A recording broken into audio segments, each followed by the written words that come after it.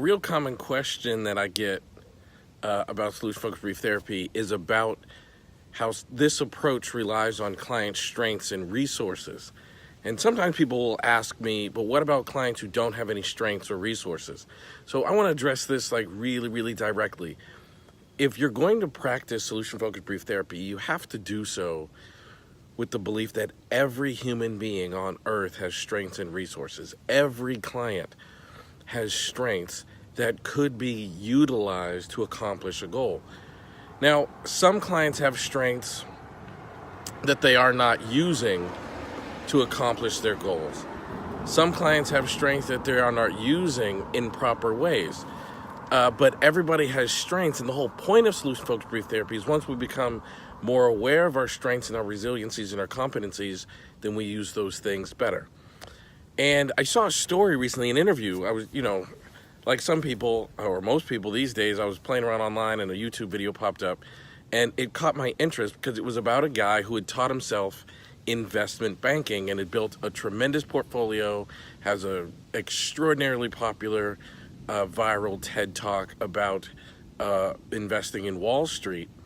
And for whatever reason, I was interested in it, and I clicked it, and it turns out this person was a prisoner in San Quentin serving life in prison. And I was so fascinated. How does somebody serving life in prison become a significant Wall Street investment banker? So I found an interview of him talking about how he did that. And he said, when I went to prison, I couldn't read.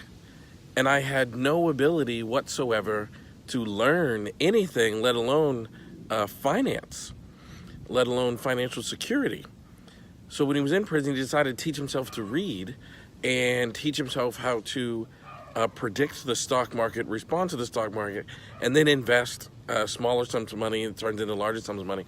The interviewer asked him how he did that, and he said, I applied the same thinking I used in my criminal life into investment banking. Now, that's just an example of a client having a strength and a resiliency and being able to use it in a more positive way. Because everybody walking on earth has a strength and resilience. They might not always be using it well. They might not always be aware of it. I am convinced every human being has strengths and resiliencies, but some of us don't know that. Some of us don't know what they are. And once you are aware of what your strengths and your competencies are, your life will never, ever be the same. And that's the beauty of doing solution-focused brief therapy, is I get to talk to people at their very, very best while they're feeling at their very, very worst, and helping them become more aware of the best traits of themselves and helping them become more aware of who they really are. And it's game-changing, it's life-changing. So anyway, hope you liked this video. Hope you liked that explanation, because that's really what I think every single time someone asks me that question. So if you did like this video, please help me spread the word. Give me a share. Leave a comment below this video. One of my favorite things to do is to interact with people after watching my videos or reading my content or things like that. I absolutely love it. So share it on your social media pages, like this below, leave a comment.